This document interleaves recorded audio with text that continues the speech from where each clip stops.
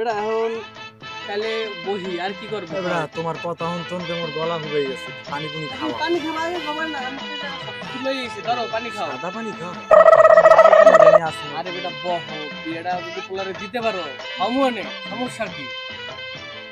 আর দাও হলে পোলার লাখ মোরও একটা ব্যবস্থা দাও, তুই তোমার ঘটকে করতে পারে নাকি? তুমিও তুমি কি খাবা? মানে তোমার তো বয়স অনেক হয়ে গেছে, এখনই যদি আবার মোর বয়স হইছে, মনের বয়স হয়েছে নাকি? মোর তো এখনো মনে আছে আছে আছে না? মোর এখনো বডি ফিটনেস দেখলে তুমি বোঝো না? ভালো লাগে। এবার ওইদিকে ঘটক যায়, এদিকে এদিকে আও, এদিকে আও ঘটক কিছু সাহেব। কও নাকি? হ্যাঁ এদিকে এদিকে, কই যাও? এদিকে আও। তুই কবা হ্যাঁ বসেন বসেন। যাইতেছিলাম এক জায়গা, কি কও?